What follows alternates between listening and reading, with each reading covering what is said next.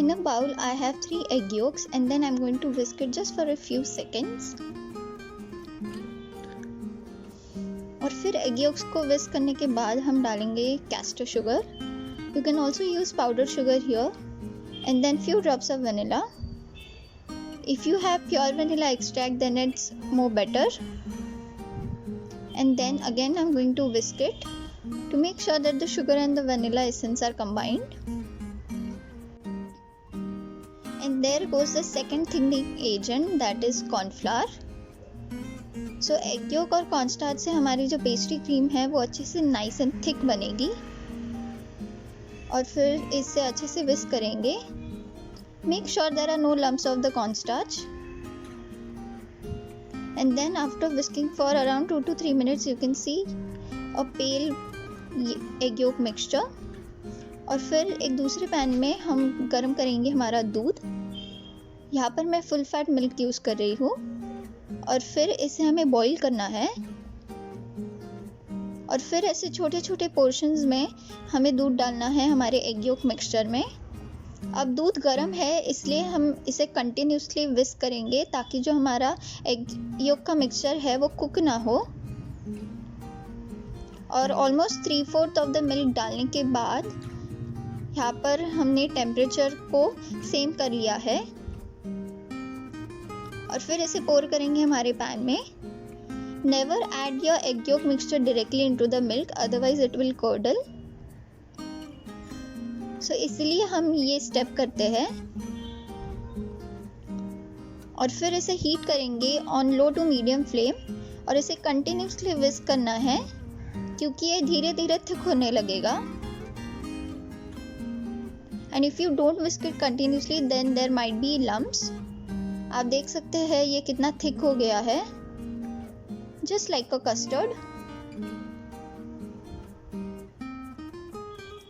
And it's done. अब हम इसे एक बोल में निकाल लेंगे ठंडा होने के लिए.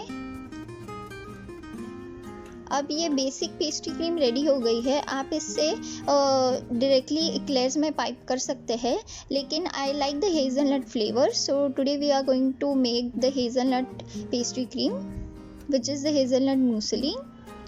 और फिर एक पार्चमेंट पेपर से मैं इसे कवर कर रही हूँ ताकि कोई स्किन ना फॉर्म हो. You can also use plastic wrap here. And then I'm going to refrigerate it for 3 to 4 hours. Now in another pan I'm adding milk and water mixture, some sugar and salted butter. अब हमें इसे heat करना है जब तक ये butter अच्छे से मेल्ट नहीं हो जाता.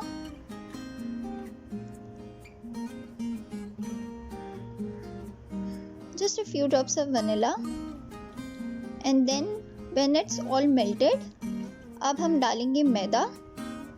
अब मैदा डालने के बाद बहुत ही जल्दी इसे मिक्स करना है.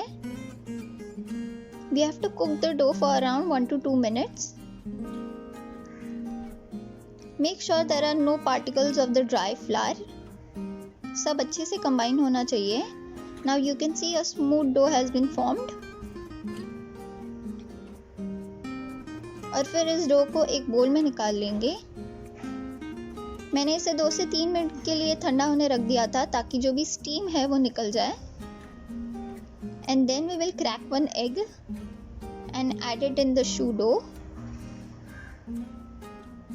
और फिर इसे ब्लेंड कर रही हूँ मैं.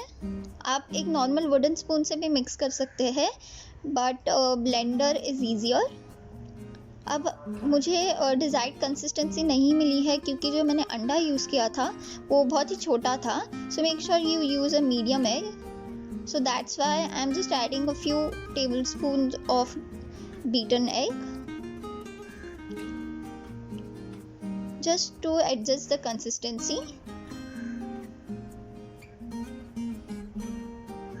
और फिर इसे वापस से मिक्स करेंगे. एक रिबन लाइक स्ट्रक्चर मिलना चाहिए हमें. And now it's done. और फिर इसे एक पाइपिंग बैग में मैंने भर लिया था विद अ स्टार नोजल. और फिर ऐसे पाइप करेंगे इसे on a parchment paper. Star tip के वजह से जो हमारे इक्लेयर्स है वो बहुत इवनली बेक होते हैं और बहुत ही कम क्रैक्स आते हैं। सो यूज ओपन स्टार टिप। और फिर जो हमारे एंड्स है इसे फिक्स करने के लिए मैं जस्ट मेरे फिंगर को पानी में डिप करके ऐसे इसे फिक्स कर रही हूँ। And then we are going to bake it in the oven.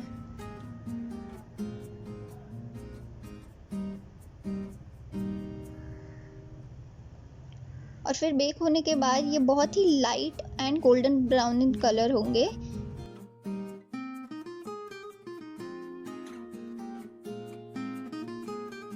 अब यहाँ पर मेरी पेस्ट्री क्रीम ठंडी हो गई है और फिर जस्ट इसे स्मूथ करने के लिए मैं बीटर से इसे बीट कर रही हूँ।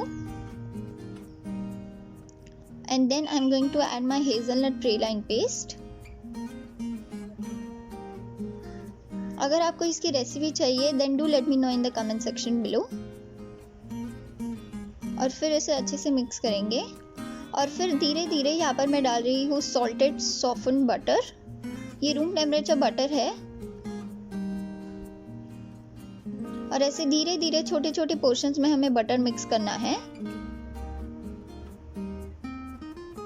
And then after adding all the butter beat it on a high speed and your hazelnut pastry cream is ready. अब जो हमारे इक्लेयर है वो ठंडे होने के लिए रख दिए थे। अब ठंडा होने के बाद हमें ऐसे छोटे छोटे होल्स बनाने हैं। You can see I am using a knife here.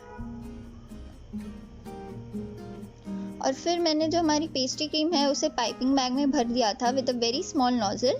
And then I am going to fill it. You can also create 3 holes here.